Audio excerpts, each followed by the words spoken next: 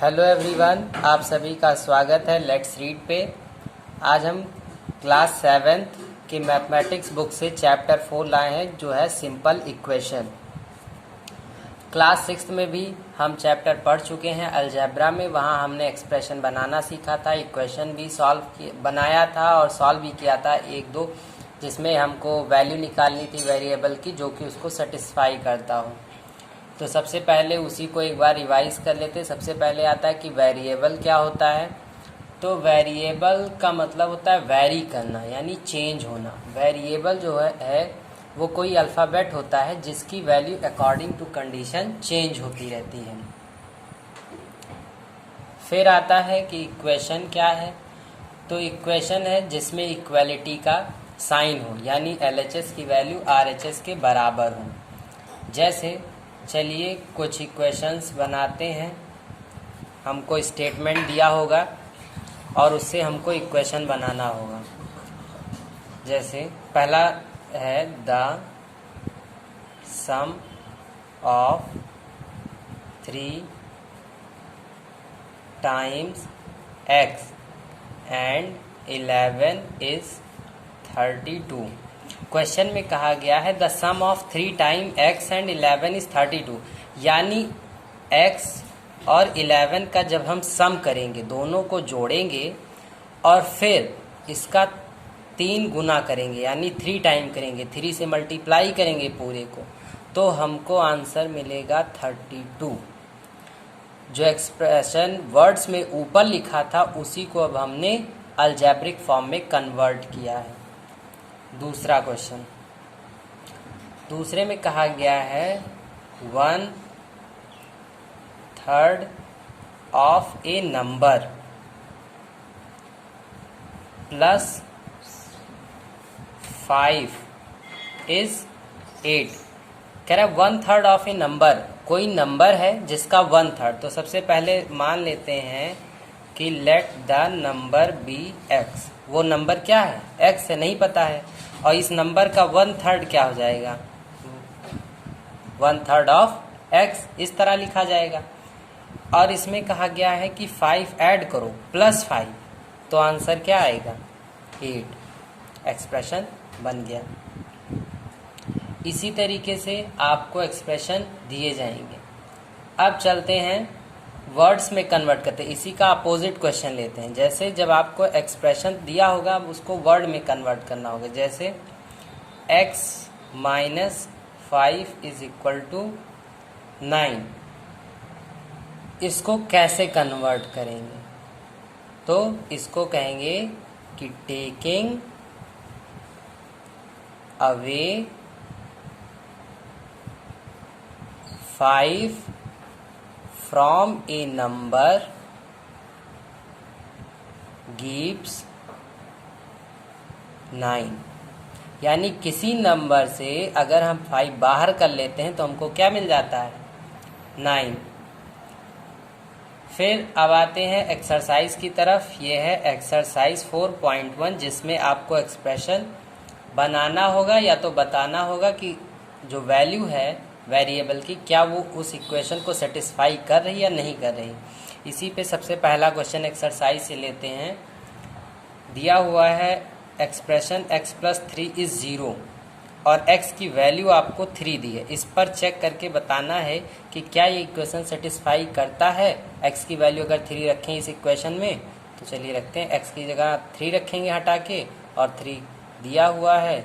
क्या ये 0 के बराबर है? नहीं, ये 6 आ रहा है। इसका मतलब ये वैल्यू सेटिस्फाई नहीं करती, यानी LHS is not equal to RHS, यानी राइट हैंड साइड। दोनों की वैल्यू जब इक्वल हो जाती तो इसका मतलब ये जो वेरिएबल की वैल्यू है वो इस इक्वेशन को सेटिस्फाई करेगी। अगर नहीं करता तो वो वैल्यू सेटिस्फाई नहीं करेगी।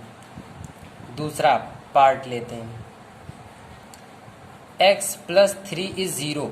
अब आपको x की वैल्यू 0 दी है, इस पे चेक करना है और बताना है कि क्या सेटिस्फाई करेगा। तो 0 प्लस 3 क्या आएगा? 3। ये वैल्यू भी सेटिस्फाई नहीं करेगी। x not equal to 0, x 0 नहीं होगा, नहीं तो ये इक्वेशन को सेटिस्फाई करेगा ही नहीं। अगर x 0 रखेंगे तो इक्वेशन को सेटिस्फाई नहीं कर रहा है। फिर एक लेते हैं, ये है 9th part, m/3 is equal to 2 और m की वैल्यू आपको दी है -6। इस पर चेक करके बताना है कि क्या -6 अगर हम यहाँ पे m की वैल्यू रखें तो क्या 2 आएगा। तो रखते हैं -6/3। अब इसको कट कीजिए, 3 2 जा 6 और एक माइनस पहले से लगा यानी -2 आएगा। यहाँ -2 है और यहाँ क्या आया है 2, यानी ये वैल्यू भी इस इक्वेशन को सेटिस्फाई नहीं कर रही है। इसी का अब एक नेक्स्ट पार्ट लेते हैं। नेक्स्ट पार्ट है m/3 इज इक्वल टू 2 और यहाँ पे m की वैल्यू आपको 6 दी हुई है। तो चलिए इस पे रखते हैं वैल्यू 6/3 इज इक्वल टू 2। क्या ये वैल्यू इक्वल आई? हाँ, ये वैल्यू इक्वल आई, यानी LHS RHS के बराबर आ रहा है। कब? जब m की वैल्यू आप 6 रखेंगे तब, यानी m की वैल्यू इस इक्वेशन को सेटिस्फाई कर रही है। फिर क्वेश्चन नंबर 2 लेते हैं। क्वेश्चन नंबर 2 में कहा गया है कि check whether the value given in the bracket is a solution to the given equation और नॉट।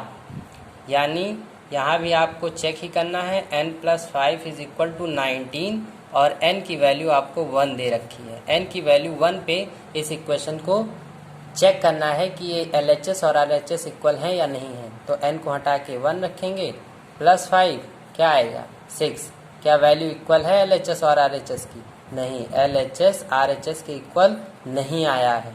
इसका मतलब क्या है कि n की वैल्यू 1 नहीं होगी। अगर ये होगा तो ये इक्वेशन को सेटिस्फाई नहीं करेगा। फिर एक और लेते हैं, ई पार्ट है 4p-3 इज 13 और p की वैल्यू दी हुई है -4। इस पे चेक करके बताना है। चलिए रखते हैं 4। ये हमेशा मल्टीप्लाई में दिया होता है। जब 4p लिखा होता है इसका मतलब 4 × p और p की वैल्यू क्या है -4। फिर लिखेंगे -3। अब इसको सॉल्व करते, 4 4 जा 16 -16, क्योंकि प्लस माइनस जब मल्टीप्लाई होते हैं तो हमेशा साइन माइनस की लगती है। और -3 ये आएगा -19। तो ये तो फिर नहीं आया, यानी LHS और RHS की वैल्यू इक्वल फिर नहीं आई। तो इसका मतलब कि p की जब वैल्यू -4 लेंगे तब भी ये इक्वेशन को सेटिस्फाई नहीं कर रहा है। फिर चेक करते हैं, एक और इक्वेशन है उसको सॉल्व करते हैं। 4p-3 इज 13 उसी इक्वेशन की, लेकिन दूसरी वैल्यू हम ले लेते हैं यहाँ पर p0 पे चेक करते हैं। तो 4p को हटा के लिखेंगे 0 -3 इज इक्वल टू 13। ये 0 हो जाएगा, -3 इज 13। क्या इक्वल आ रहा है? नहीं, LHS फिर RHS के इक्वल नहीं आता है। इसका मतलब ये वैल्यू भी सेटिस्फाई नहीं करेगी। चलिए अब फिर हम आते हैं नेक्स्ट क्वेश्चन पे। यहाँ पे आपको स्टेटमेंट दिया जाएगा, उसको अलजेब्रिक एक्सप्रेशन में कन्वर्ट करना है, जिसका इक्वेशन बनाना पड़ेगा हम लोगों को। सबसे पहले स्टेटमेंट लिख लेते हैं। पहला कह रहा है 10 टाइम्स a इज 70। a का 10 टाइम क्या होगा? 10a, और ये किसके बराबर है? 70 के। बन गया एक्सप्रेशन। सेकंड लेते हैं।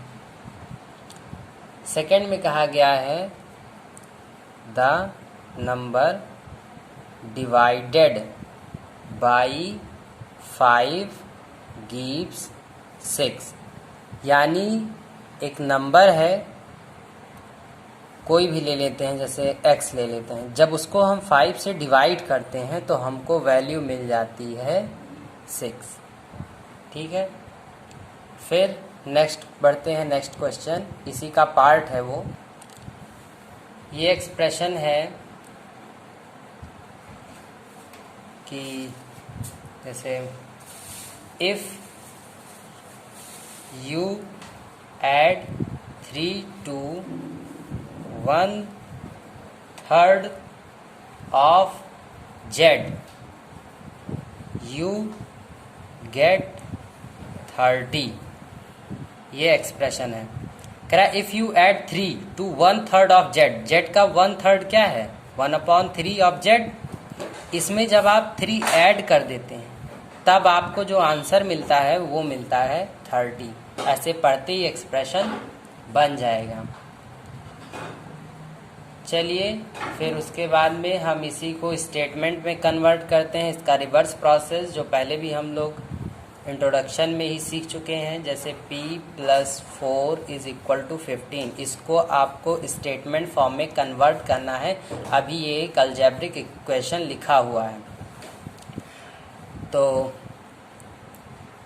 If 4 is added to a number it gives 15। अब आप इस स्टेटमेंट को पढ़िए कि अगर 4 को ऐड कर दिया जाता है एक नंबर में तो हमको क्या देता है, 15 देता है।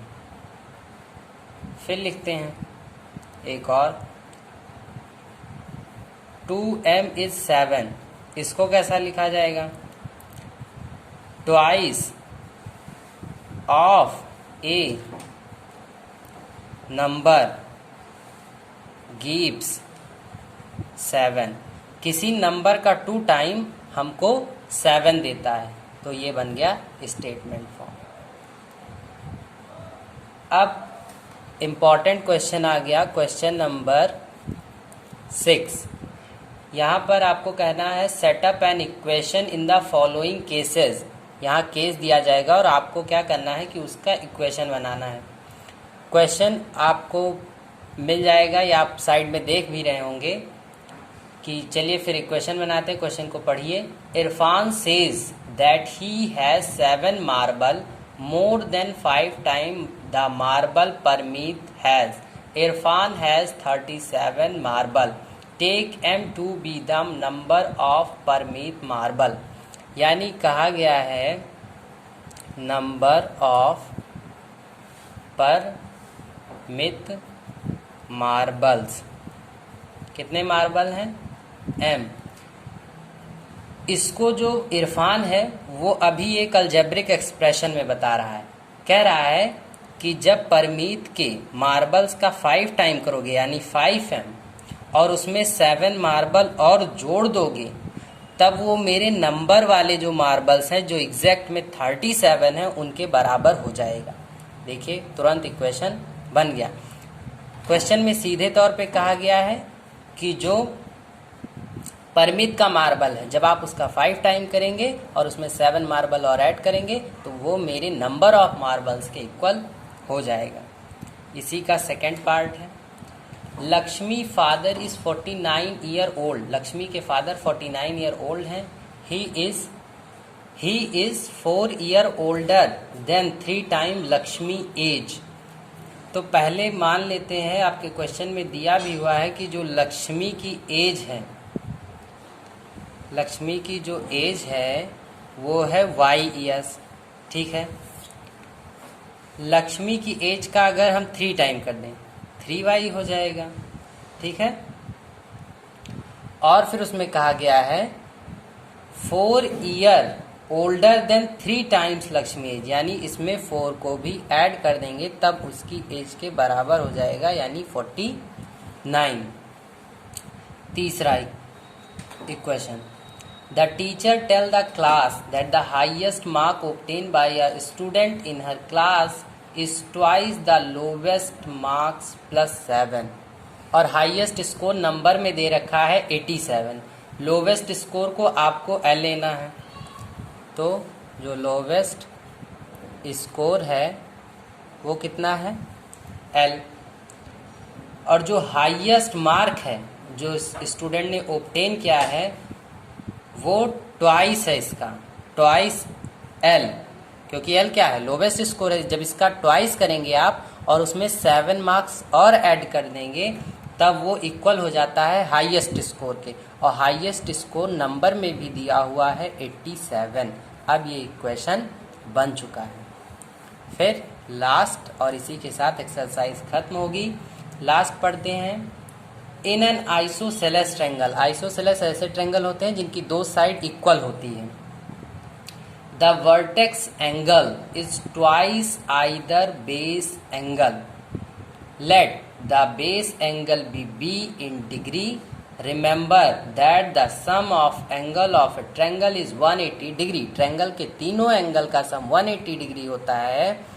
और यहाँ पर देखिए ये आइसोसेलेस है ABC। आइसोसेलेस के ये जो दो एंगल बने होते हैं बीच से, इनकी वैल्यू इक्वल होती है। अगर ये x तो ये x। और उसमें आपको कहा गया ये वर्टेक्स वाला जो एंगल है, वर्टेक्स एंगल को, और यहाँ पर आपके x नहीं माना है बुक में b बताया गया है। और जो वर्टेक्स एंगल है ये इन दोनों का ट्वाइस है, किसी एक का भी, यानी 2b जो वर्टेक्स एंगल है, the vertex angle is twice the either base angle, किसी एक में से भी उसका ट्वाइस है। और इन दोनों का सबका सम क्या कर लेंगे, ये 2b हो गया और प्लस ये b plus b is equal to 180। 2b तो सिर्फ वर्टेक्स एंगल हो गया, v ये एंगल हो गया और b ये एंगल हो गया। अब तीनों एंगल को जब जोड़ेंगे तो एंगल सम प्रॉपर्टी से सबकी वैल्यू कितनी होगी, 180 डिग्री। इसको ऐड कर लीजिए, 2 3 4 4b is equal to 180 degree. Answer आ जाएगा। इसको सॉल्व करेंगे तो v की कोई वैल्यू निकल आएगी।